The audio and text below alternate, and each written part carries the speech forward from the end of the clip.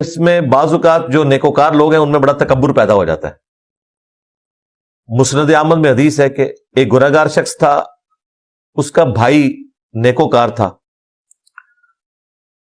اور وہ نیکوکار کو اپنی نیکیوں کے اوپر بڑا تکبر تھا، اور وہ اپنے اس بھائی سے ایک دن غصے کی حالت میں کہتا ہے کہ اللہ کی قسم تجھے تو اللہ تعالیٰ کبھی نہیں بخشے گا. بس یہ جملہ اس کا بولنا تھا، وہ اللہ تعالیٰ نے نوٹ کر لیا.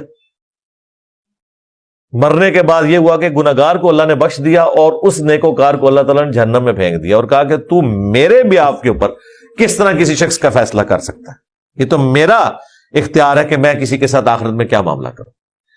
تو نیکیوں کا ایسا تکبر بھی نہیں ہونا چاہیے کہ انسان دوسرے کو ٹیز کرنا شروع کر دے. مرزے کی زبان سے آپ نے حدیث بھی سن لی کہ اس قسم کے جملوں پر اللہ تعالیٰ کتنے ناراض ہوتے ہیں. اب ہم آپ کے سامنے ثابت کرتے ہیں کہ خود مرزے نے اسی قسم کے جملے بول رکھے ہیں. میں اکثر یہ کہتا ہوں کہ لوگ ان کی میت کے اوپر قرآن پڑھ رہے ہوتے ہیں جنہوں نے اپنی زندگی میں اللہ کو اتنی اہمیت نہیں دی ہوتی کہ وہ زندگی میں ایک دفعہ قرآن خود کھول کے پڑھیں.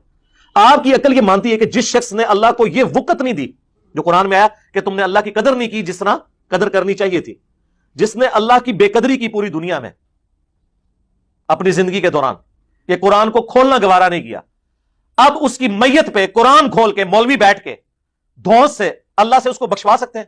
اللہ کو تو چھوڑ دیں، میں بھی ہوں تو نہیں بخشوں گا. اللہ تو پھر عدل پہ چلنے والا ہے. یہ کہانیاں کرانی چھوڑ دیں، اس طرح کرنے سے کچھ بھی نہیں ہونا. اللہ کو تو چھوڑ دیں، میں بھی ہوں تو نہیں بخشوں گا. اللہ کو تو چھوڑ دیں، میں بھی ہوں تو نہیں بخشوں گا. پچھلی امتوں کا جو واقعہ حضور علیہ الصلوۃ والسلام نے سنایا تھا، اس میں اس آدمی نے یہ کہا تھا کہ اللہ کی قسم اللہ تجھے نہیں بخشے گا. مرزے نے ترقی کرتے ہوئے یوں جملہ بولا کہ اللہ کو چھوڑے میں بھی ہوں تو نہیں بخشوں گا. نعوذ باللہ. اب مرزے کے شاگردوں میں اگر انصاف نام کی چیز ہے تو بتائیں قرآن و سنت کی روشنی میں مرزے کا اس طرح کا جملہ بولنا کیا قرآن و سنت میں اس کی کوئی گنجائش ہے؟ کیا اس طرح کے بول اللہ تعالیٰ کو ناپسند نہیں ہے؟ کیا مرزے پر لازم نہیں ہے کہ وہ اپنے اس طرح کے جملے سے رجوع کرے؟